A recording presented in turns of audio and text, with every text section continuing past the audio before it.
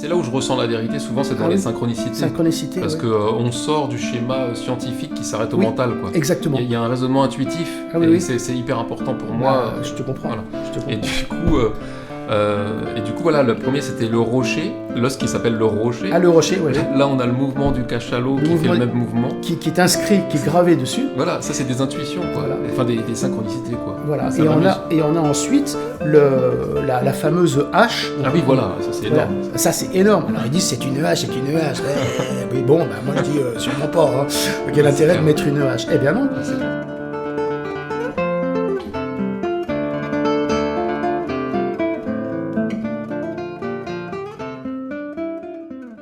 Bonjour à tous, bienvenue pour cette nouvelle vidéo. Donc aujourd'hui, je suis en compagnie de Emmanuel Guizot. Bonjour Emmanuel. Bonjour. Emmanuel Guizot, comment j'ai découvert? Pour introduire rapidement, en fait, c'est grâce à une vidéo qu'il a intitulée Le secret des menhirs. En fait, que j'ai découvert sur internet parce que je suis très attiré par le sujet des mégalithes, moi personnellement. J'avais d'abord creusé les travaux de Howard Crowhurst qui s'intéresse beaucoup aux alignements géométriques, etc. Que je suis tombé sur la vidéo d'Emmanuel Guizot, pour moi c'était vraiment une révélation où j'ai découvert tout l'aspect vibratoire et multidimensionnel qui se cachait derrière. Et là vraiment c'était les frissons, c'était quelque chose qui me parlait. Et du coup j'ai pris contact avec lui.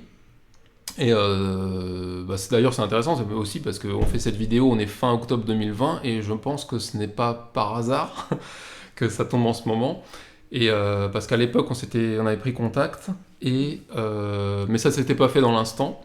Et là il m'a recontacté récemment pour me dire que il fallait qu'on fasse une vidéo. Donc je t'en prie, si tu veux bien nous expliquer l'élan que tu as ressenti et puis pourquoi. C'est un bouleversement dans ma vie privée que je ne pourrais pas expliquer, mais qui a fait que toute cette connaissance qui apparemment vient de très loin, quoi. Et j'en étais un peu l'acteur, et sans le vouloir, hein, puisque c'était pas vraiment ce que je pensais, mais les forces sont tellement puissantes quand vous êtes un peu choisi entre guillemets par ça, que on ne peut pas reculer, quoi. On est obligé d'aller de l'avant, et quand vous voulez pas aller, le destin ou Dieu vous oblige à le faire. Donc, ce que je disais à Rémi, là, on est en Bretagne, hein, dans la maison qu'on avait donc acquis en 87 avec ma femme, Janine, qui faisait du yoga dance, quoi. Et après, donc c'était une maison de stage, ce qui était vraiment sympa. Et après, qu'est-ce qui s'est passé? C'est que Paris devenait invivable, il y avait beaucoup de soucis. Et je me suis un peu réfugié ici, pas comme un réfugié climatique, mais déjà un peu comme un réfugié, on va dire, vibratoire, parce que c'était très, très compliqué à Paris, vu les sensibilités. Et je me mets à rénover la maison, et en fait, j'avais déjà bien entendu tout mon cursus au niveau ostéopathique, dont je vous parlerai, hein, le départ, si vous voulez, qui a fait que toutes les informations qui avaient été déjà, stimulées en moi, quand je suis venu en Bretagne, ont pris un volume, un essor absolument fulgurant, et je n'ai pas pu faire autrement que de faire un parcours que je me suis moi-même fait, si vous voulez, hein, donc construit, pour aller comprendre le secret, entre guillemets, je ne vais pas dire secret à l'époque, mais le fonctionnement de ces menhirs et de ces dolmens. Donc, j'ai commencé à aller visiter tous les mégalithes, tous les lieux et tout ça, avec cette sensibilité qui avait été éveillée en moi à l'époque, au niveau de ce que j'appelle maintenant le cerveau vibratoire quantique, je vous dirai pourquoi, et qui a fait que, à ma grande surprise, entre guillemets, il y avait une relation absolument intime, absolument puissante entre ces mégalithes, ce qu'ils émettaient, la mémoire et tout le mécanisme du minéral et des pierres, et notre crâne, puisque je suis ostéopathe de formation, et notre crâne, donc la structure osseuse de notre crâne, de notre cerveau, il y avait une relation intime, et c'est là où tout a été, toute cette connaissance a surgi, et qui paraissait assez improbable au départ, quand je commençais à avoir l'intuition que l'os temporal, le rocher, je vais vous en parler, je vais vous montrer, avait un rapport avec un menhir. Quand on me forçait à le comprendre, je dis bien entre guillemets me forçait à le comprendre, j'étais quand même un petit peu chancelant. Je me suis dit, je rêve, qu'est-ce qui se passe et tout ça.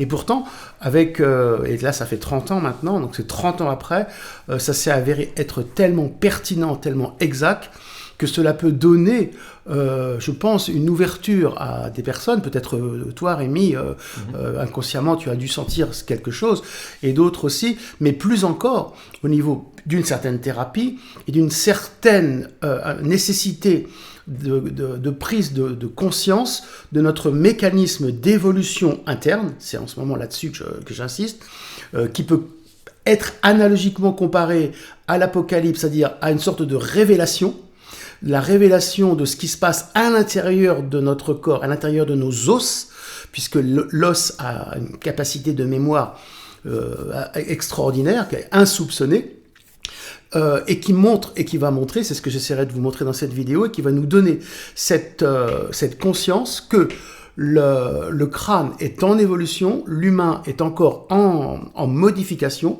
on est encore en train d'accéder à notre, je dirais pas vibration finale, mais notre structure finale, et que les mégalithes, avec toute la connaissance du passé qui est concentrée quelque part, et quand on sait la décoder, et je vous expliquerai comment si vous voulez, eh bien nous donne une information qui nous aide, moi je dirais maintenant, à passer le cap de ces temps apocalyptiques qui vont vraiment être délétères.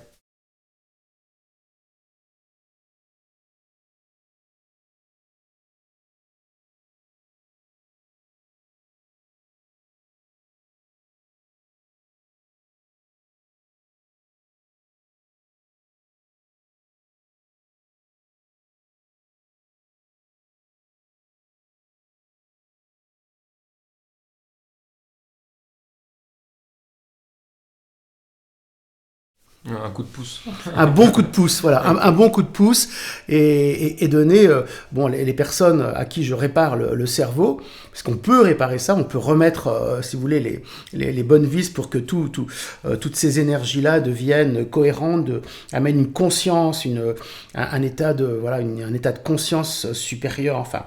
Un état de conscience permettent à ces personnes-là de comprendre leur désarroi quand ils sont envahis par cette entropie, si vous voulez, quand tout bouge dans tous les sens, le cerveau n'est pas content. Quand vous remettez une sorte de cohérence dedans avec toute cette connaissance qui est venue de nos prédécesseurs, eh bien, donc les Celtes et bien avant, je pense, eh bien, cela donne, si vous voulez, chaud au cœur de voir que ça donne une réponse à des gens qui la demandent. Voilà. Okay, ouais. Ok, d'accord. Donc oui, donc tu utilises cette connaissance à des fins de soins, quoi, thérapie. Alors, à des fins de soins, voilà, mais c'est une thérapie hors norme, c'est plutôt une thérapie initiatique, c'est-à-dire qu'on remet la force de l'initiation qui devait se passer, à mon avis, dans les écoles du mystère, qu'on appelait comme ça à l'époque, c'est-à-dire où toute cette connaissance était par des prêtres, par des gens, était connue. Bon, après, elle a été occultée, elle a été détruite pendant les 2000 ans de civilisation, je dirais, de la religion du livre. On va faire court là-dessus. Et donc, cette résurgence, comme un geyser, revient. Je pense en avoir été un acteur. Et par rapport au menhir, puisque c'est là où on est pour notre interview, un des principes actifs qui peut nous aider à nous connecter avec cette connaissance d'avant. Mais là, je dois déjà dire que accéder à cette connaissance nécessite, pour moi, être adoubé par des forces extérieures. Mais si vous voulez, on est hors de notre espace-temps. Quand vous voulez rentrer dans cette connaissance, ce n'est pas par le mental, ce n'est pas par l'intellect, même s'il vous guide. Il faut rentrer dans des champs de conscience qui sont hors de l'espace-temps, c'est ce que j'essaierai de vous expliquer, et qui, à ce moment-là, vous font rentrer, on appelle ça les mémoires akashiques, mais je préfère dans des mémoires cellulaires hors de l'espace-temps, une connaissance sur laquelle on a tout le condensé de ce qui a été, de ce qui est et de ce qui sera. Puisque avec ce mécanisme de conscience hors de l'espace-temps, vous voyagez dans le temps, du passé vers le futur, de façon facile, quoi, si vous voulez. D'accord ? Donc on a déjà notre futur qui est inscrit dedans. Il est en train de se transformer en ce moment. Avec les crises qu'on a, il est en train de se transformer. Il y a une alchimie interne extraordinaire qui se passe. On appellerait ça l'apocalypse, la transformation, je pense. Et donc, je reprécise, pour accéder à ça, c'est un système un petit peu particulier. Si tu prends quelqu'un en séance, tu vas pas comment je veux dire, le traiter comme si tu le traitais en ostéo classique, en acupuncture, en psychothérapie. Tu lui fais remonter ses champs de conscience à l'intérieur, tu les réétalonnes dans une grille que je vous expliquerai puisqu'elle a été très élaborée, enfin, on m'a permis de très élaborer, et à ce moment-là, tu refais un organisme à neuf qui va pouvoir revoler de ses propres ailes, voire être guéri. Dites-moi. D'accord, ok. Et est-ce que ça peut être intéressant aussi pour quelqu'un qui n'a pas besoin de soins? Par exemple, moi j'ai envie de comprendre, Oui. de me reconnecter à certaines connaissances. Est-ce que tu peux faire une certaine pratique? Alors, je prends moi comme exemple, comme alors, cobaye. à l'époque, effectivement, cette technique-là n'était pas, comment je veux dire, prévue pour des soins.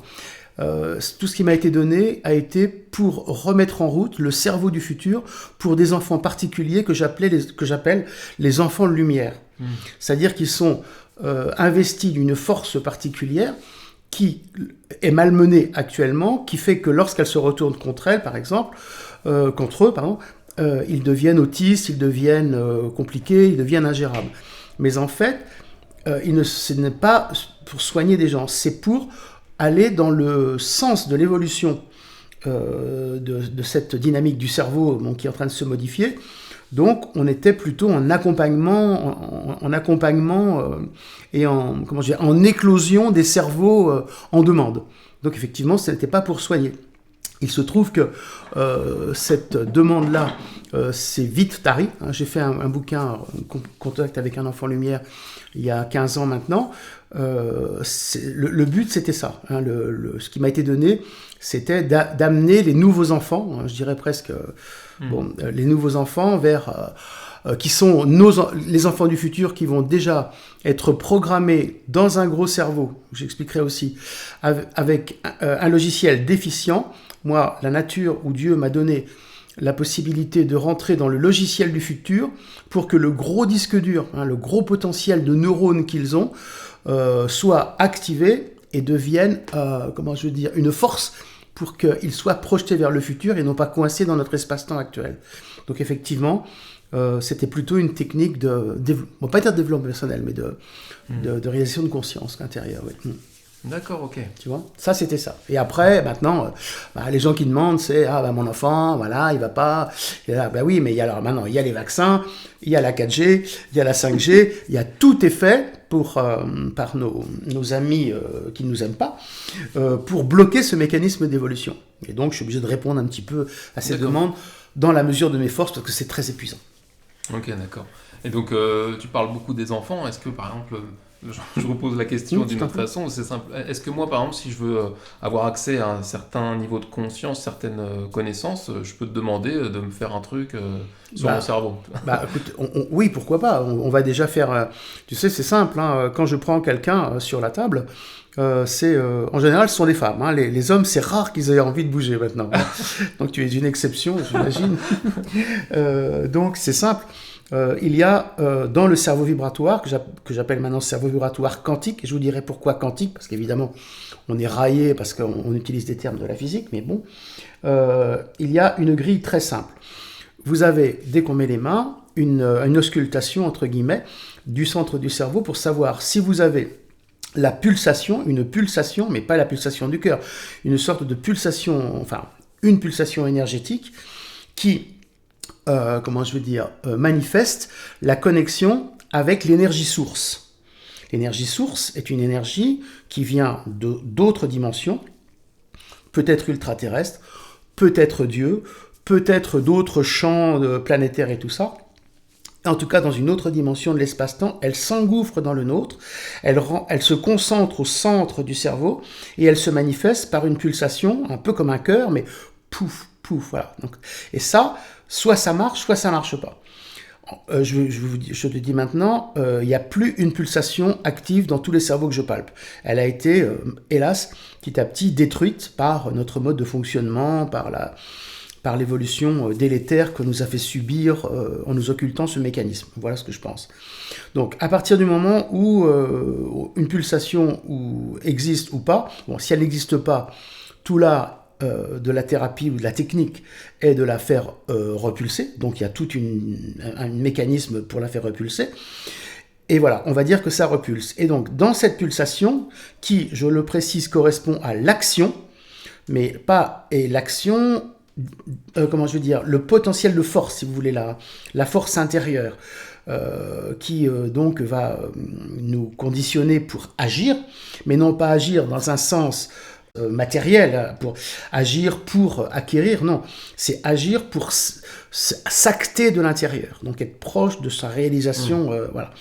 Donc, une fois que ça c'est fait, le test va continuer à comprendre comment cette pulsation s'incarne et se développe comme un geyser dans le cerveau. Alors, cerveau vibratoire, c'est-à-dire qu'une entité dans une autre dimension, connexe à la nôtre, mais conjointe, qui gère tout le cerveau neuronal. Le cerveau vibratoire quantique gère le cerveau neuronal, c'est-à-dire le neurone. Donc on reste dans le cerveau vibratoire quantique, il doit, après la pulsation, après ce geyser, prendre la forme d'un mouvement qui est celui de la méduse.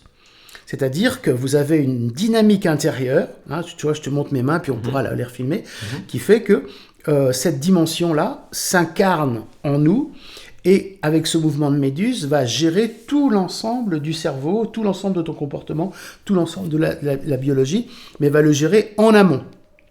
D'accord ?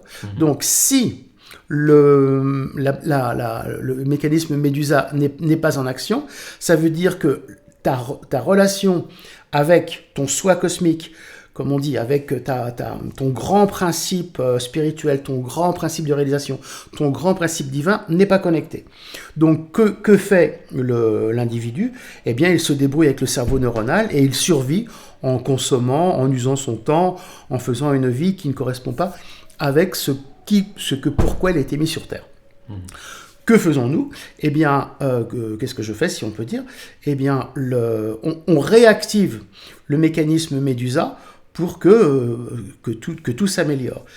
Entre les deux, et c'est là où, dans les années 80, quand j'ai fait ces découvertes-là, pour le réactiver, on va avoir des étapes, si on peut dire, c'est-à-dire qu'on va se retrouver confronté aux mémoires de stress. Qu'est-ce qui a fait que, dans le passé, la personne s'est bloquée son Médusa ? Ce sont les stress particulièrement, hein, c'est donc la mémoire vibratoire des stress, j'avais fait un petit bouquin dessus. Et donc, à partir du moment où, dès la naissance, on va dire, même dès la conception, dès la grossesse, dès la naissance, dès l'adolescence, dès les vaccins, dès les problèmes amoureux, dès les problèmes avec ton père, eh bien, tout le système Médusa a été blessé, voire s'est arrêté. Cette Médusa s'étiole. Et le cerveau neuronal prend le dessus, et c'est un mécanisme, pour moi, que j'appellerais un mécanisme de survie, qui fait que on vit avec là, mais on ne se réalise pas. Donc, dans la thérapie, on se trouve avec ces barrières que l'on va nettoyer petit à petit pour que le cerveau Médusa puisse reprendre ses droits, et à ce moment-là, que la personne file vraiment, vraiment bien. D'accord, c'est intéressant. Et moi, ça me fait penser à l'image avec un autre jargon. Est-ce qu'on pourrait dire que le cerveau vibratoire quantique est un moyen de se reconnecter à la source ? Ah oui, c'est le moyen de se reconnecter à la source. Ah oui, bien sûr. Voilà, oui, l'énergie source, ça, je t'en ai parlé. On parle de la même chose. Ah ben bien sûr. Non, mais c'est important, parce que je t'en prie. Les vocabulaires ne sont pas forcément les mêmes. Non. Comme ça, chaque spectateur comprendra oui, ça. avec l'énergie source. Voilà, bien sûr. On est d'accord. Et moi, ça me fait penser aussi au concept du cerveau originel qui n'était pas séparé en deux hémisphères et qui n'avait pas de corps calleux. Est-ce que c'est ça le cerveau vibratoire quantique ? Alors ça, je ne sais pas, mais je sais que alors là, tu me mets sur un autre registre que j'ai remarqué, qui est le mécanisme du crâne dolichocéphale et brachycéphale. C'est ça que tu veux dire ? Je sais pas. Ah, d'accord. Je connais pas ces mots-là, désolé. Ah, d'accord. Non, mais je parlais du concept où on a deux hémisphères.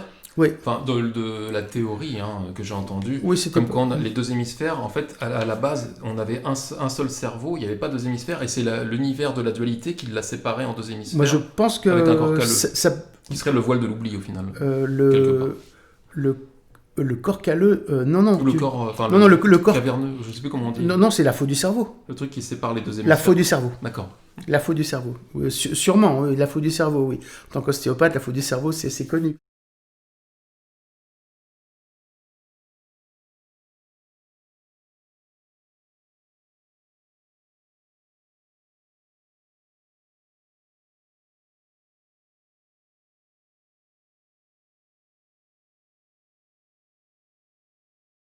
En tout cas, je sais que, selon les théories, puisque je travaille avec un groupe en Italie, qui donc réfléchit sur les origines de l'ADN, enfin des modifications de l'ADN humain qui auraient provoqué notre forme actuelle. Ça, c'est tout un paragraphe qu'on pourra faire après. Et donc, dans cette théorie-là, il y a, alors, juste pour pas qu'on oublie, Oui. il y a la théorie de la modification du chromosome 2, c'est Pietro Buffa qui a parlé de ça, il y a Bleuette Diott aussi, et il y a la théorie de la modification du crâne en dolichocéphale, en brachycéphale. Alors je rappelle, le crâne dolichocéphale, c'est le crâne en pain de sucre. C'est les gros crânes qu'on a allongés derrière. D'accord ? On le voit dans la représentation d'Akhenaton. C'est très important puisque c'était le dieu solaire. On en parle après. Et donc, comment est-ce que ce crâne des origines, apparemment, et donc avec un cerveau allongé à l'intérieur, où il n'y avait effectivement pas de suture sagittale. Donc on peut très bien penser qu'il n'y avait qu'un cerveau et que lorsque il y a eu une manipulation génétique, alors il y en a qui parlent des néo-éméristes, tu sais, des extraterrestres, quoi, tu vois, qui sont venus. Moi j'y crois, surtout que, juste pour la parenthèse, toute cette connaissance m'est venue par ma femme qui a fait une rencontre du troisième type. Ah oui, c'est vrai. Hein, donc ça, je peux pas le nier, quoi. Hélas, ça lui a coûté très cher au niveau de la santé, parce que quand tu as une telle décharge au niveau énergétique, ton corps s'abîme et il est malmené par les forces. Bon, hélas, voilà. Et donc je prends la suite. Et donc, le crâne dolichocéphale est rentré. Donc il a fallu, par une manipulation, enfin par une modification de gènes, le rentrer un peu comme si on poussait dedans. Donc tu vois, il revient, il devient petit héron avec la cervelle qui devient concentrée, plus dense, avec toutes les circonvolutions pour que eh bien, ça prenne moins de place. C'est quoi les circonvolutions, pardon ? Eh bien tu vois, c'est tout ça. C'est tous les sillons qu'il y a. Ah bah oui. Tu vois, tout ça, ça s'est mélangé et ça s'est compacté. Ah oui, d'accord. C'est pour ça qu'il y a cette forme d'écrasé. Exactement. D'accord. Voilà. Alors que ça n'était pas avant, hein, par rapport à ta question. Hein. D'accord. Dans le crâne dolichocéphale, où donc là c'est un crâne brachycéphale, hein, tu vois, petit. Hein, bon, il n'y a pas le dessus. Mais les crânes allongés étaient des crânes comme ça. D'accord. Derrière. Et donc il y a une manipulation génétique qui a fait que le crâne rentre à l'intérieur. Donc il s'est contracté avec l'évolution et il est devenu rond. Okay. Et ce que je dois dire, quand j'ai appris ça, puisque moi je teste tout, hein, et j'ai tout testé avec mes mains, eh bien c'est que dans notre mécanisme mémoire intra-osseuse, il y a encore cette dynamique dans une autre dimension de l'espace-temps toujours, puisque ça se voit pas, hein, mais où si tu interroges le crâne ici, eh bien tu as toujours ce mouvement, tu vois, en spirale derrière, qui monte et qui descend, témoin de cette manipulation génétique d'avant, hein, qui nous a concentrés, condensés pour avoir notre forme actuelle. Tu as toujours ça en mémoire. Et c'est à partir du moment où, pour certains, il y a un bug, que des problèmes neuronaux peuvent intervenir, notamment des AVC, parce que si tu as un conflit entre ces deux mouvements internes de mémoire, eh bien, l'inflammation arrive et le système vasculaire peut péter et tu peux faire des AVC. Tu vois, toujours comment je veux dire, l'application concrète de tout ça. Ok, c'est un peu délirant. Je comprends qu'il y en a plus d'un qui penseront que c'est délirant, mais c'est pas un problème. Mais qu'il y a toujours une connotation pratique pour rendre service à l'humain, pour lui montrer que voilà, c'est comme ça que ça se passe et ça peut l'aider. Oui, tout à fait. C'est ça qui est... ouais, un peu de concret, ça fait pas de mal. Oui, ben voilà. Voilà. Je suis peut-être un peu doudingue, mais je ne délire pas. Je suis quelqu'un de très pratique, très pragmatique. Je travaille de mes mains. Mais voilà, j'essaie d'expliquer ça. Et alors, je le pose tout de suite cette question parce qu'elle me vient. C'est, là, on parle beaucoup de crâne. Et moi, j'ai un certain niveau de connaissance par rapport au crâne de cristal. Est-ce qu'il y a un rapport avec ce que tu fais ? Ah, bien sûr. Et quelle relation est-ce que tu peux nous parler des crânes de cristal à ta façon ? À ma façon, quand j'ai vu qu'il y avait les crânes de cristal et les 12 crânes de cristal, la légende qui devait être regroupée pour que quelque chose se passe sur Terre ou dans l'humanité, quelque chose comme ça, je crois, la légende. Hein. Alors, quand j'ai vu ça, je me suis dit, c'est incroyable. Alors, pourquoi le cristal ? Parce que le cristal, c'est de la silice. Enfin, le message, je pense, le message, hein. Pour moi, a été très, très, très pertinent, très révélateur. Hein. Quand j'ai eu connaissance des crânes de cristal, bon, ça m'a fait un tilt, parce que maintenant je vais vous montrer, c'est un petit peu prématuré, on n'a pas parlé du temporal détaché, d'accord? Donc C'est vrai. on fera cette étape-là après, si vous voulez, parce que j'en parle pas mal dans mes vidéos. Ça aussi, ça a été une révélation. Donc vous voyez ici, tu le vois là? Oui. Ah ouais, super. Là, ah oui, je t'en prie, tu vois, là, ce sont les rochers, c'est-à-dire le temporal. Donc en fait, je vais le remontrer comme ça, pour que les... Alors ça, c'est le droit, voilà. Tu vois, ça, c'est un temporal qui était sorti du crâne. Hein. D'accord. D'accord. Bon, alors, on va... Voilà. Donc on voit bien... et ça sera après la relation avec les menhirs. Oui, tout à fait. D'accord. Donc on voit bien cette forme. Cette forme, voilà, cette forme. Hein. Donc ces deux formes ici, tu vois, ici, là, sont un... Comme ça. C'est un angle, et c'est l'angle de la molécule d'eau, H2O. D'accord. D'accord. Et en prolongeant l'angle ici, devant, donc ça fait une croix à l'intérieur, tu as l'angle de la silice SiO2. Donc, ça, on expliquera, ou peut-être dans une autre vidéo, parce que c'est un peu technique, mais on y va quand même. Donc cet angle H2O est l'angle qui gère. Il faut imaginer qu'un angle, ça gère, donc c'est pas évident, hein, d'accord. Mais c'est une structure, une onde de forme, une forme-fréquence, qui gère tout le mécanisme de l'hydratation de l'eau du corps, l'eau intracellulaire, extracellulaire, donc on parlera d'homéostasie, en rapport avec l'eau extérieure, qui est pas tant l'eau qu'on boit, mais l'eau cosmique. C'est-à-dire que tout le mécanisme de l'eau qui a donné naissance à la vie, et maintenant il y a des découvertes qu'on voit de l'eau partout, sur la Lune et tout, est en rapport avec notre crâne et géré par cet angle H2O. D'accord.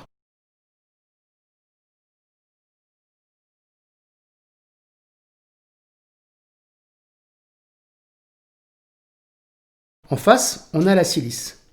La silice, c'est, comme les composants électroniques, des quartz, des cristaux qui reçoivent des informations, hein, comme un transistor, d'accord, qui reçoit des informations cosmiques et qui savent les transmettre dans le corps. Et donc, c'est également la gestion de la silice. Bon, la silice est très à la mode en ce moment. Et la gestion de la silice se fait par l'angle ici.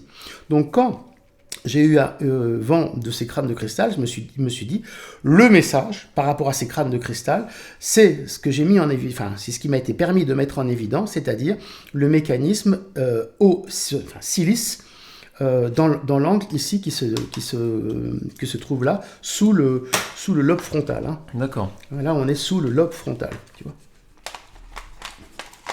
D'accord. Ah oui, lobe frontal, ok. Ça se met comme ça.